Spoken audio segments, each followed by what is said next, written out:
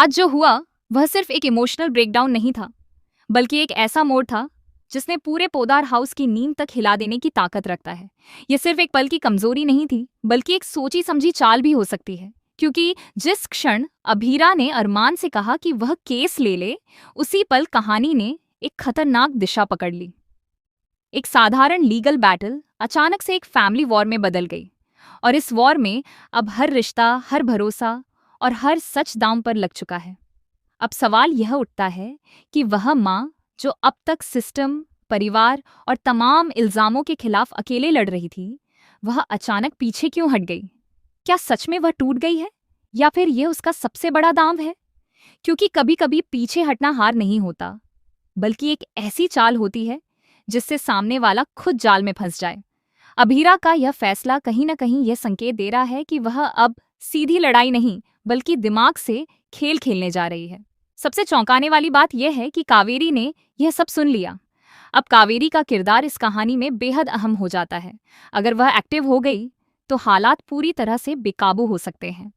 कावेरी के पास अब दो रास्ते हैं, या तो वह अभीरा का साथ देकर विद्या के सारे राज खोल दे, या फिर वह इस मौके का फायदा उठाकर अभीरा को ही हमेशा के लिए खत्म करने की कोशिश करे। दोनों ही सूरतों में विस्फोट तय है, और इस विस्फोट से कोई भी सुरक्षित नहीं रहेगा। लेकिन असली तूफान कोर्ट रूम में उठने वाला है। अगर अरमान यह केस अपने हाथ में लेता है तो वह सिर्फ एक वकील नहीं रहेगा, बल्कि इस पूरे खेल का सबसे बड़ा खिलाड़ी बन जाएगा।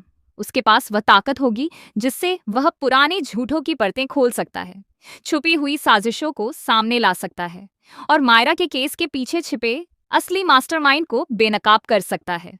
और अगर कोर्ट में यह साबित हो गया कि मायरा को जानबूझकर फंसाया गया था, तो सिर्फ केस नहीं पलटेगा, बल्कि पूरे परिवार की साख, रिश्ते और पहचान तक बिखर सकती है। विद्या की हालत अब साफ दिखाई दे रही है। उसका डर, उसकी बेचैनी और उसकी घबराहट यह बता रही हैं कि कहीं ना कहीं वह कुछ छुपा रही है। और जब इंसान डरता है तो अक्सर वह ऐसी गलतियां कर बैठता है जो उसके सबसे बड़े राज खोल देती हैं। क्या विद्या भी किसी ऐसे ही मोड़ पर खड़ी है जहां उसकी एक गलती सब कुछ खत्म कर सकती है? क्या वह खुद ही ऐसा कुछ बोल देगी जो उसे पूरी तरह बेनकाब कर दे? दूसरी तरफ मायरा है, जो इस पूरी कहानी की सबसे अहम कड़ी बन चुकी है। अगर वह गवाही के दौरान किसी ऐसे नाम का खुलासा करती है जिसकी किसी ने उम्मीद भी नहीं की, तो पूरा खेल पलट सकता है। कोर्ट रूम में एक नाम, एक बयान और एक सच सब कुछ बदल सकता है। और यही इस कहानी का सबसे खतरनाक पहलू है, क्योंकि यहाँ हर सच किसी न किसी को बर्बाद करने की ताकत रखता है।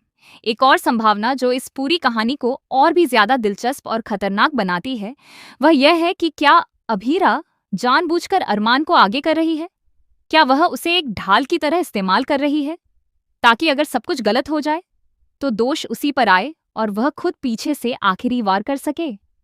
अगर ऐसा है तो यह सिर्फ एक लीगल बैटल नहीं, बल्कि एक बेहद खतरनाक साइकोलॉजिकल वॉर है, जिसमें हर चाल सोच समझकर चली जा रही है।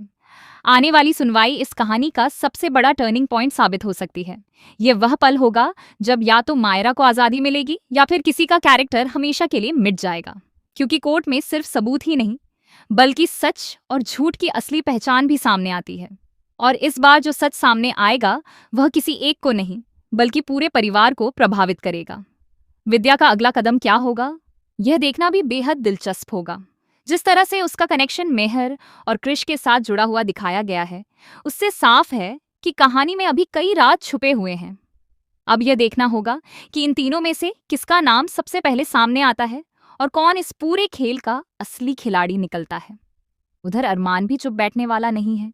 अगर वह केस लेता है तो वह हर छोटी बड़ी बात की जांच करेगा, हर सबूत को खंगालेगा और हर उस इंसान तक पहुंचेगा जो इस साजिश से जुड़ा हो सकता है।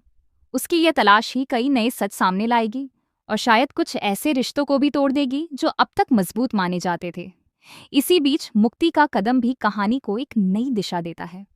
उसका कॉलेज जाकर जांच करना और वहां एक ऐसी लड़की से मिलना जिसने मेहर और मायरा के बीच हुई बातचीत को अपनी आंखों से देखा है, ये साफ इशारा करता है कि अब कहानी सिर्फ शक और आरोपों तक सीमित नहीं रहेगी, बल्कि ठोस सबूतों की ओर बढ़ेगी।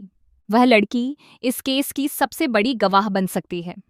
और उसका एक बयान पूरे केस का रुख बदल सकता है। साथ ही यह भी मुमकिन है कि अभीरा के हाथ विद्या के खिलाफ कोई ऐसा सबूत लग जाए जो आने वाले एपिसोड्स में बड़ा धमाका करे। क्योंकि अभीरा जिस तरह से खेल रही है, उससे यह साफ है कि वह हर कदम बहुत सोच समझकर उठा रही है और वह बिना किसी मजबूत आधार के इतना बड़ा फैसला नहीं ले सकती। अब कहानी उस मोड़ पर खड़ी है जहां हर किरदार की असली पहचान सामने आने वाली है। कोई अपना बनकर दुश्मन निकलेगा तो कोई दुश्मन बनकर सच्चा साबित होगा। हर रिश्ता एक परीक्षा से गुजरेगा और हर सच किसी न किसी की दुनिया हिला देगा। और सबसे बड़ा सवाल अब भी वहीं खड़ा है, आखिर असली गुनहगार कौन है? मायरा किसका नाम लेगी? और क्या सच में अभीरा का यह कदम एक मास्टर प्लान है या फिर वह खुद अपने ही जाल में फंसने वाली है? आने वाले एपिसोड्स में इन सभी सवालों के जवाब मिलेंगे, लेकिन एक बात तय है, ये कहानी अब पहले जैसी नहीं रहने वाली।